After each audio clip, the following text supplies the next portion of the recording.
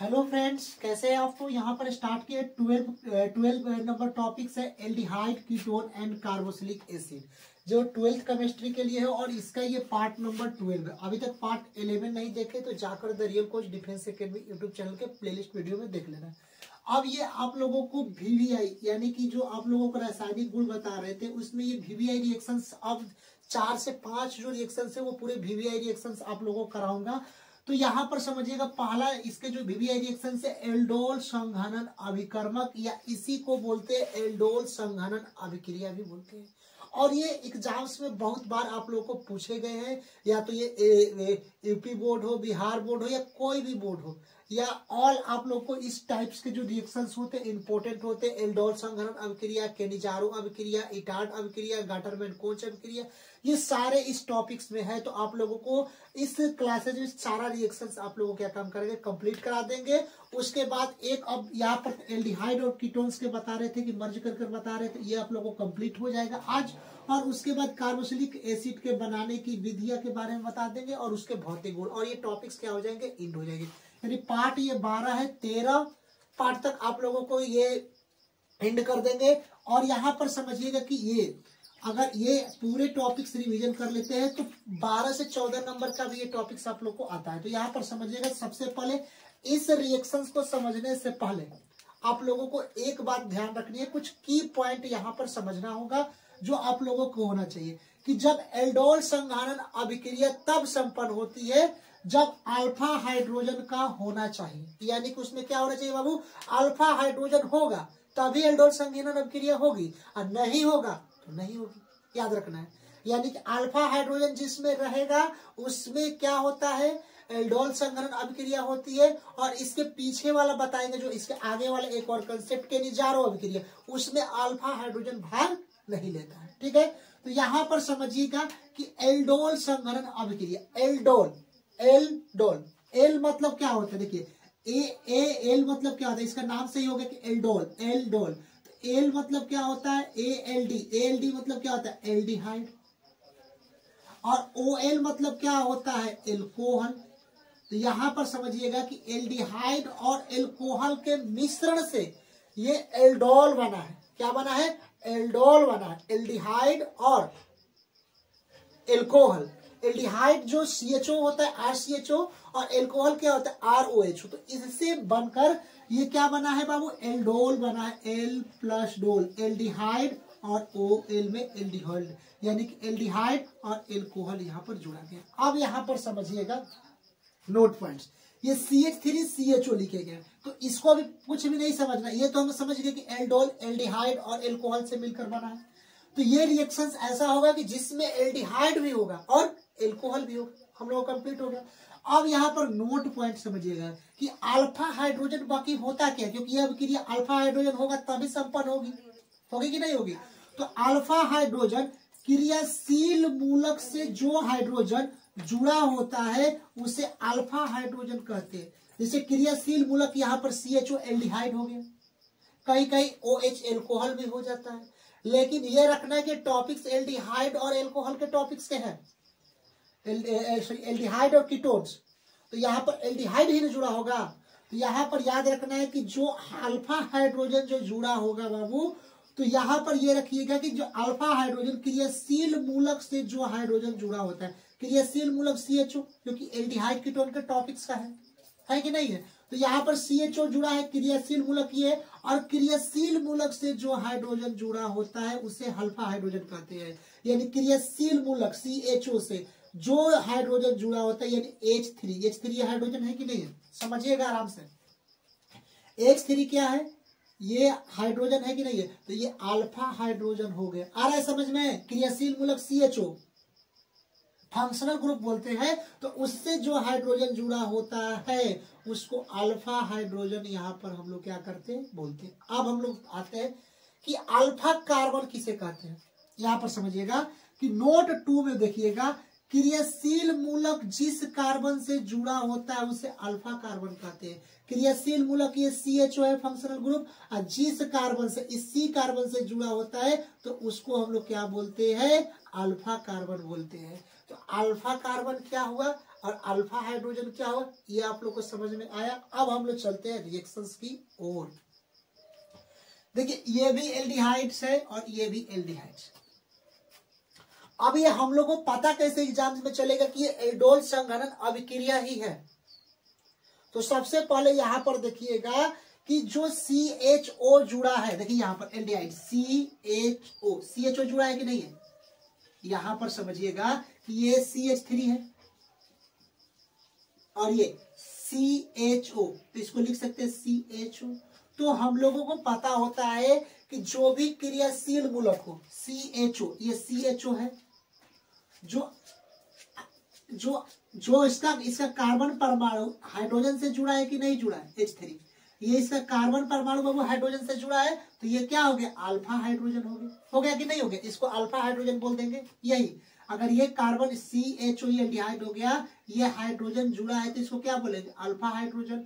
और इसी का कार्बन किसी कार्बन परमाणु से, इसमें हाइड्रोजन का इसमें जो कार्बन परमाणु से जुड़ा होता है उसको अल्फा कार्बन कहते हैं। तो ये आप लोग को है कि इसमें अल्फा हाइड्रोजन भी है और अल्फा कार्बन भी है। तो ये आप लोगों को एल्डोल संघनन अभिक्रिया कर सकता है। यहां तक क्लियर। तो अब यहां पर रिएक्शंस को समझिएगा कि जब दोनों एल्डिहाइड, समझिएगा कि जब एल्डिहाइड और ये भी CH2 और HCHO, यानी CH2 और H जोड़ेंगे तो क्या होगा, CH3 होगा कि नहीं होगा।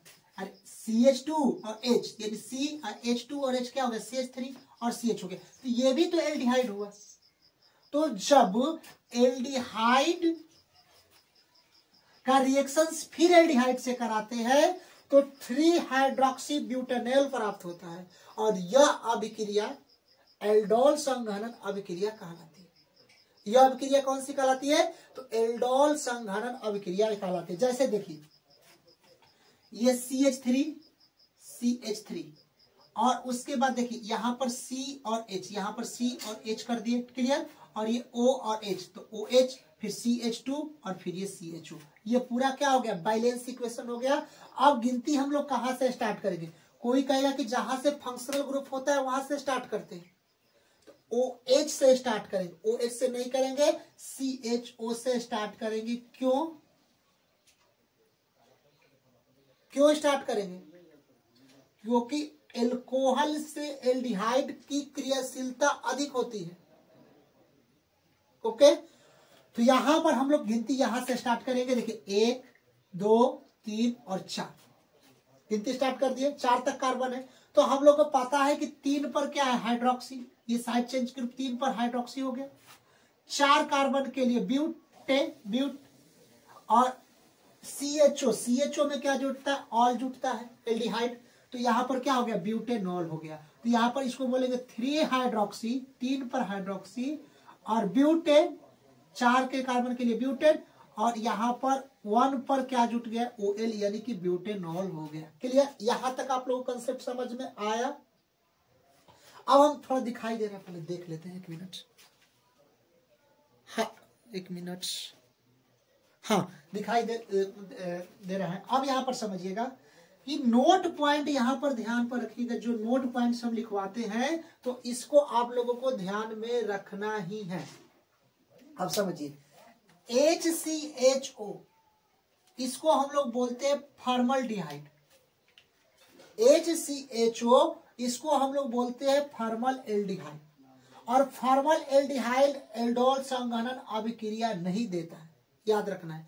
फॉर्मल एल्डिहाइड एल्डोल संघनन अभिक्रिया नहीं देता है क्योंकि अल्फा कार्बन हाइड्रोजन नहीं होता है। अब यहां पर समझिएगा एक चीज कि H अभी बताए CHO, हम लोगों को पता है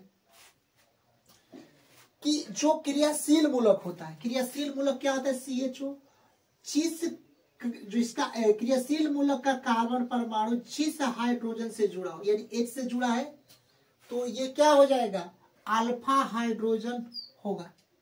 अल्फा हाइड्रोजन तो होगा, अल्फा हाइड्रोजन है, लेकिन अल्फा कार्बन है कि नहीं है।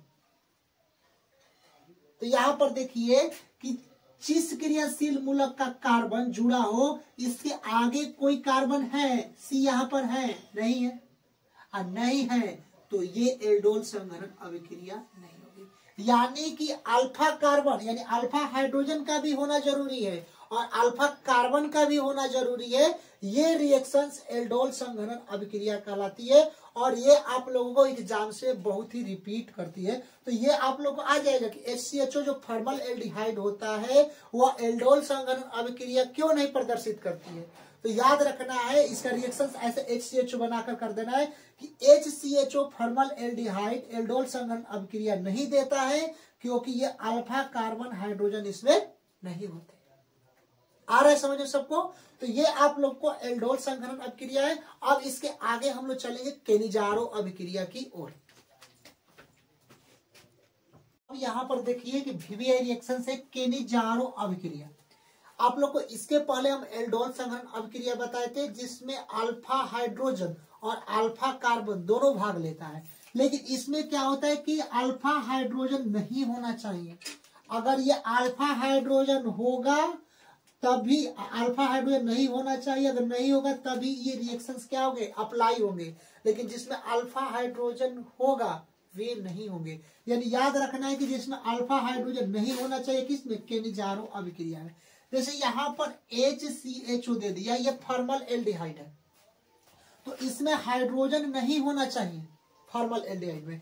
तो अगर मान के चलिए कि हाइड्रोजन इसमें नहीं होना चाहिए, देखिए H और CHO ये फॉर्मल एल्डिहाइड होता है जिसमें अल्फा हाइड्रोजन नहीं होना चाहिए, ये भाग इसमें नहीं लेना चाहिए। तो अब यहां पर समझिएगा कि जब हम लोग केनिजारो अभिक्रिया में फॉर्मल एल्डिहाइड को सोडियम हाइड्रोक्साइड के साथ रिएक्शंस कराते हैं, formal aldehyde HCHO formal aldehyde का सोडियम हाइड्रोक्साइड के साथ रिएक्शंस करते हैं तो सोडियम फॉर्मेट प्राप्त होता है, HCOON सोडियम फॉर्मेट कहते हैं, और CH3OH जिसमें मिथेनॉल यहां पर प्राप्त होता है। तो यहां पर देखिए जो formal aldehyde 2HCHO plus NaOH है, तो इसको बैलेंस इक्वेशन से हम लोग करेंगे। तो सबसे पहले देखिए कि H एक है, H यहां पर लिख दिए, फिर यहां पर C लिख दिए, डबल O, तो यहां पर देखिए 2 ऑक्सीजन, तो यहां पर डबल O हो गया, फिर Na